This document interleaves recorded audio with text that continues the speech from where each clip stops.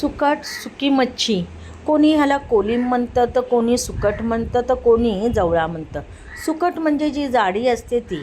आता असा हा जवळा मी घेतलेला आहे. ह्या जवळ्याची आपण मस्तपैकी वांगं घालून भाजी बनवणार आहोत.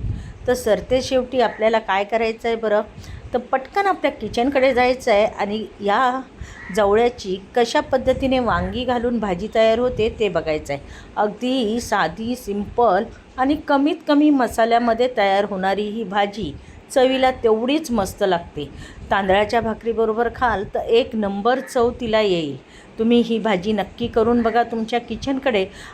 किचनमध्ये बनवण्याआधी तुम्हाला व्हिडिओ पूर्ण बघावा लागेल.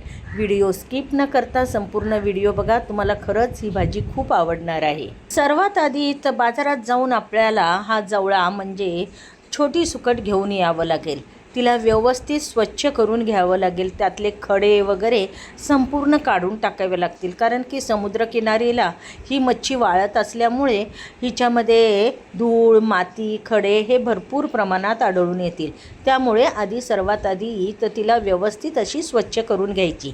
स्वच्छ करून झाल्यानंतर काय करायचं, गरम करायचा पॅन आणि त्यामध्ये ही सुकट टाकून द्यायची किंवा जवळा टाकून द्यायचा आणि तिला व्यवस्थित अशी भाजून घ्यायची.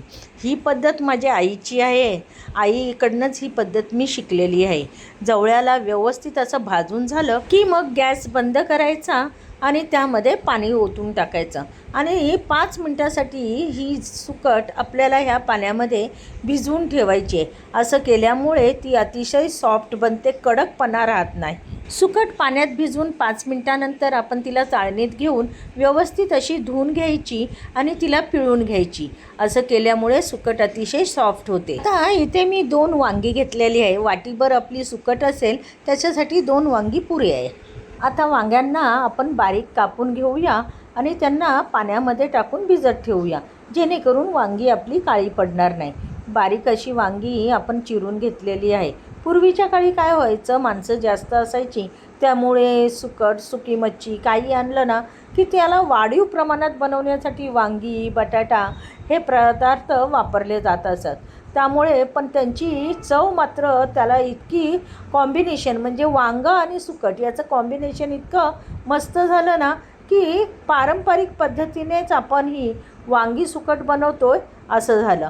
पण मुळात ती वाढीव पद्धत होती. वाढवण्यासाठी केलेला जुगाड होता आपल्या आयांचा, ते आपल्या लक्षात खूप उशिरा आलं. चला, बोलता बोलता मी इथे 1 टमाटर बारीक चिरून घेतलेला आहे. त्याचबरोबर आपण इथे 2 कांदे घेतलेले आहेत, त्यांनासुद्धा बारीक चिरून घेतलेले आहे. चला, अजून आपण इथे घेतलेले आहेत थोडेसे कढीपत्त्याची पानं, 8-10 लसणाच्या पाकळ्या आणि 4 कोकम घेतलेले आहेत. आता आपण सुकट तयार करायला घेऊया. तर पॅनमध्ये मी बऱ्यापैकी तेल घातलेलं आहे. 2 चम्मच भरून तेल घातलेलं आहे. त्यामध्ये थोडेसे जिरे तडतडले की त्यामध्ये ठेचल्याला लसूण घालून घ्यायचा. लसणाला बारीक ठेचायचं नाही, मोठा मोठाच ठेचायचा. त्यामध्ये कढीपत्त्याची पानं घालून घेतलेली आहेत. आता हे सगळे जे पदार्थ आहे आपल्याला व्यवस्थित भाजून घ्यायचे आहेत. कांदा टाकून घेतलेला आहे आणि कांद्यालासुद्धा आपण तेलामध्ये चांगलं परतवून घेणार आहे. कांदा थोडासा शिजत आला की त्यामध्ये टमाटर टाकायचे आणि वांगी टाकायची, जेणेकरून वांगी ही कांद्यासोबतच मस्तपैकी शिजून निघतील. कारण आपली ही सुकट जी आहे ती आपण भाजून घेतलेली आणि त्यामुळे तिला काय तयार होण्यासाठी अजिबात वेळ लागणार नाही. फक्त वांगी शिजणं महत्त्वाची आहे. म्हणून कांद्यासोबतच आपल्याला वांगी टाकून घ्यायचे आणि त्यांना कांद्यासोबतच आपण शिजवून घेणार आहोत. आता त्यामध्ये मी वांगी टाकून घेतलेली आहे, टमाटर टाकलेले आहेत, कोकम टाकून घेतलेला आहे. त्यांना व्यवस्थित असं परतवून घ्यायचं आहे.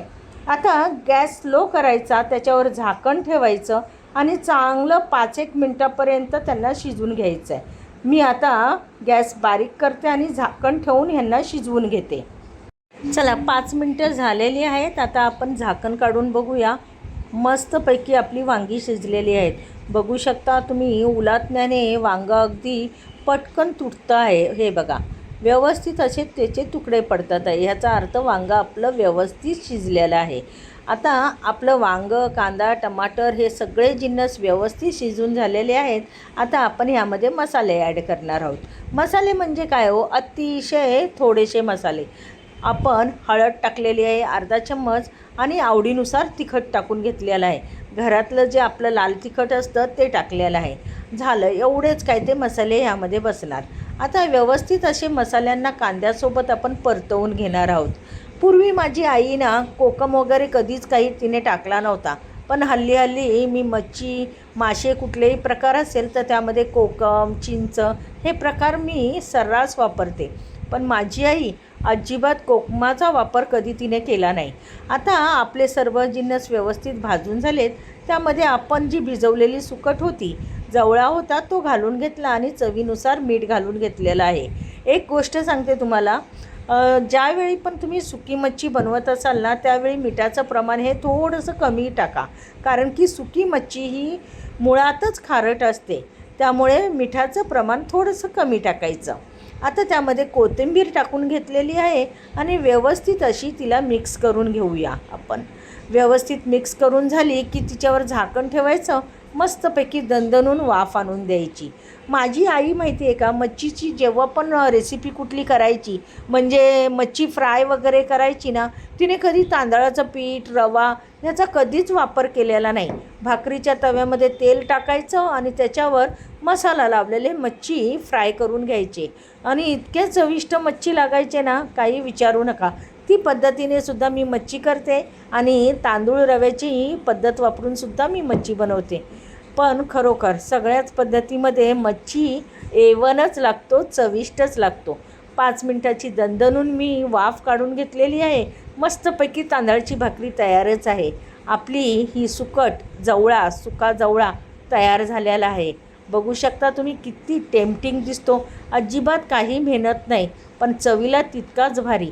तुम्हाला जर माझी ही रेसिपी आवडली असेल तर नक्की लाईक करा, शेअर करा आणि आपल्या चॅनलला सबस्क्राईब करायला मात्र विसरू नका. चला, आपली सुकट रेडी झालेली आहे. आता मस्तपैकी एन्जॉय करूया. तुम्हीसुद्धा किचनमध्ये पटकन जावा आणि ही सुकट जवळ्याची भाजी नक्की करून बघा, नक्कीच आवडेल.